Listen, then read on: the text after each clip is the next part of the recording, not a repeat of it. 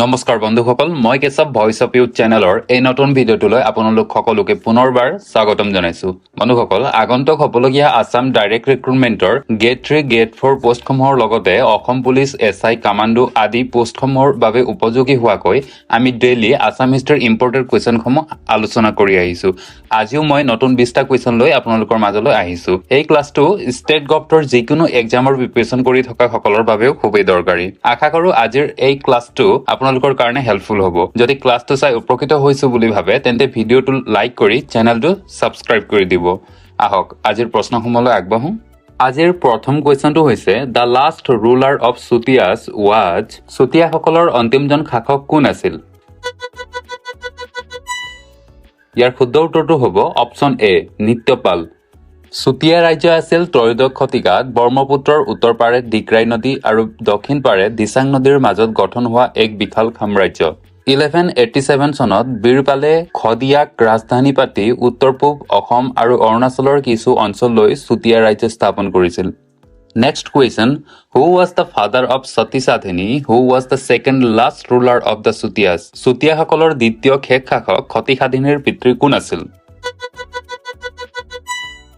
ইয়াৰ শুদ্ধ উত্তৰটো হ'ব option D Dhir Narayan next question the earliest mythological ruler of Kamrupa belong to which dynasty কামৰূপৰ আদিম পৌৰাণিক শাসক কোন বংশৰ আছিল ইয়াৰ শুদ্ধ উত্তৰটো হ'ব অপচন এ দানৱ বংশ next question the Tripura Buranjis were written by Tripura বুৰঞ্জী কাৰ দ্বাৰা লিখা হৈছিল ইয়াৰ শুদ্ধ উত্তৰটো হ'ব অপচন এ ৰত্নকন্দলী আৰু অৰ্জুন দাস বৈৰাগী 1709 চনৰ পৰা 1715 চনৰ ভিতৰত আহোম ৰাজ্য আৰু ত্ৰিপুৰা ৰাজ্যৰ কূটনৈতিক যোগাযোগৰ বিৱৰণী হৈছে ত্ৰিপুৰা বুৰঞ্জী 1724 চনত আহোম ৰাজ্যৰ দূত ৰত্নকন্দলী শৰ্মা কটকী আৰু অৰ্জুন দাস বৈৰাগীয়ে এই বুৰঞ্জী ৰচনা কৰিছিল নেক্সট কুৱেশ্যন কছাৰী ঘাটত কোনে পুখুৰী খনন কৰিছিল যিটোক পুখুৰীত আলহী বহা বাহৰ নামেৰে জনা যায় ইয়াৰ শুদ্ধ উত্তৰটো হ'ব অপচন চি লক্ষ্মী সিংহ নেক্সট কুৱেশ্যন আহোম দৰবাৰলৈ যোৱাৰ সময়ত বৰবৰুৱাৰ আদেশত কাণ আৰু নাক কাটি পেলোৱা মৰাণ মুখিয়াল দুজনৰ নাম কি ইয়াৰ শুদ্ধ উত্তৰটো হ'ব অপচন এ ৰঘু মৰাণ আৰু নাহৰ শইকীয়া নেক্সট কুৱেশ্যন দ্বিতীয় মোৱামৰীয়া বিদ্ৰোহ কেতিয়া সংগঠিত হৈছিল ইয়াৰ শুদ্ধ উত্তৰটো হ'ব অপচন ডি 1782 AD মোৱামৰীয়া বিদ্ৰোহ আছিল মায়ামৰা সত্ৰৰ ভক্ত মৰাণসকল আৰু আহোম ৰজাসকলৰ মাজত 1800 শতিকাত হোৱা এটা সংঘাত ইয়াৰ ফলত আহোম ৰজা আৰু ৰজাঘৰীয়াৰ বিৰুদ্ধে গণজাগৰণৰ সৃষ্টি হৈছিল আৰু দুবাৰকৈ আহোম ৰজাই ৰাজধানীৰ অধিকাৰ হেৰুৱাইছিল প্ৰথম মোৱামৰীয়া বিদ্ৰোহ 1769 চনত সংগঠিত হৈছিল নেক্সট কুৱেশ্যন গদাধৰ সিংহৰ দিনত আহোমৰ শেষ ৰাজধানী যোৰহাট নগৰ কোনে নিৰ্মাণ কৰিছিল বুলি কোৱা হয় ইয়াৰ শুদ্ধ উত্তৰটো হ'ব option A Purnananda Burhagohain next question Dandua Drou occurred during the reign of which Ahom ruler কোনজন আহোম শাসকৰ ৰাজত্বকালত দণ্ডুৱা ড্ৰু সংগঠিত হৈছিল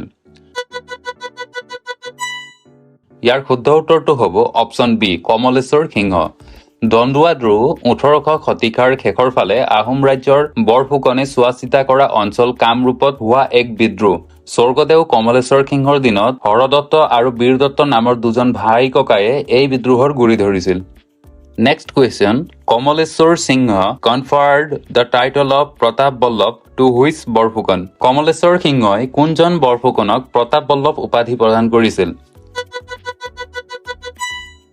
ইয়াৰ শুদ্ধ উত্তৰটো হ'ব option A Kalia Bhomora Borphukan next question which Ahom ruler assumed the Ahom name Sudingphaa কোনজন আহোম শাসকে আহোম নাম চুদিংফা গ্ৰহণ কৰিছিল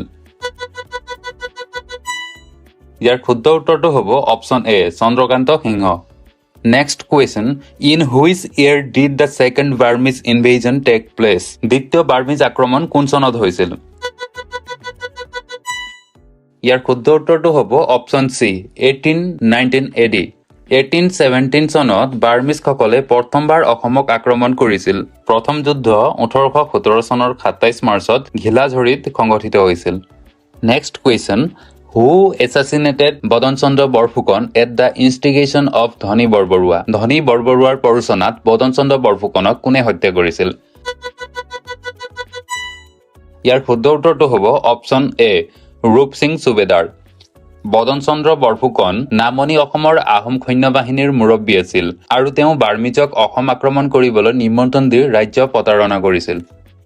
next question, during the reign of which governor general the treaty of Yandabo was child? কোনজন গভৰ্ণৰ জেনেৰেলৰ সময়ছোৱাত ইয়াণ্ডাবু সন্ধি স্বাক্ষৰিত হৈছিল? ইয়াৰ শুদ্ধ উত্তৰটো হ'ব অপচন এ লৰ্ড আৰ্মহাৰ্ষ্ট। 1826 চনৰ 24 ফেব্ৰুৱাৰীত ব্ৰিটিছ পক্ষৰ পৰা জেনেৰেল কেম্পবেল আৰু বাৰ্মিজ পক্ষৰ পৰা লেগিঙৰ গভৰ্ণৰে এই সন্ধিত স্বাক্ষৰ কৰিছিল। Next question, at which place the first battle between the Burmese and the British টুক প্লেচ 17 জানুৱাৰী 1824? 1824 চনৰ 17 জানুৱাৰীত কোন স্থানত বাৰ্মিজ আৰু ব্ৰিটিছৰ মাজত প্ৰথম যুদ্ধ হৈছিল? ইয়াৰ শুদ্ধ উত্তৰটো হ'ব অপচন বি কাছাৰৰ Bikrampur. Next question, who was the king of Burma during the first Burmese invasion of March 1817? 1817 চনৰ মাৰ্চ মাহত প্ৰথম বাৰ্মা আক্ৰমণৰ সময়ত বাৰ্মাৰ ৰজা কোন আছিল? ইয়াৰ শুদ্ধ উত্তৰটো হ'ব option D Badaupaya. Next question, which ruler of the ancient Kamrupa is said to have shifted his capital from North Guwahati to Kamatapur? প্ৰাচীন কামৰূপৰ কোনজন শাসকে উত্তৰ গুৱাহাটীৰ পৰা কমতাপুৰলৈ ৰাজধানী স্থানান্তৰিত কৰা বুলি কোৱা হয়? ইয়াৰ শুদ্ধ উত্তৰটো হৈছে option B Sandhya. Next question, what was the tutelary deity of the Salastambhas? শালস্তম্ভসকলৰ টিউটেলাৰী দেৱতা কি আছিল? ইয়াৰ শুদ্ধ উত্তৰটো হ'ব অপচন চি হেতুকা চুলিন। টিউটেলাৰী হৈছে কোনো বিশেষ স্থান, ভৌগোলিক বৈশিষ্ট্য, ব্যক্তি, বংশ, জাতি, সংস্কৃতি বা বৃত্তিৰ ৰক্ষক, পৃষ্ঠপোষক বা ৰক্ষক দেৱতা। ব্যুৎপত্তি বিজ্ঞানে টিউটেলাৰী শব্দক সুৰক্ষা আৰু অভিভাৱকত্বৰ ধাৰণাৰ লগত প্ৰকাশ কৰে। Next question, which ruler of Barman dynasty had a matrimonial alliance with the king of Kashmir? ব্ৰহ্মণ বংশৰ কোনজন শাসকৰ কাশ্মীৰ ৰজাৰ লগত বৈবাহিক মিত্ৰতা আছিল? ইয়াৰ শুদ্ধ উত্তৰটো হ'ব অপচন ডি বালাবৰ্মন প্ৰথম। Next question, which ruler of the traditional period of Assam is said to have killed Ghatakasura of the Danava dynasty? অসমৰ পৰম্পৰাগত যুগৰ কোনজন শাসকে দানৱ বংশৰ ঘটকাসুৰক হত্যা কৰা বুলি কোৱা হয়? ইয়াৰ শুদ্ধ উত্তৰটো হ'ব অপচন চি নৰকাসুৰ। গতিকে বন্ধুসকল, আছাম হিষ্ট্ৰীৰ আজিৰ এই ভিডিঅ'টো ইয়াতে সামৰণি মাৰিছো।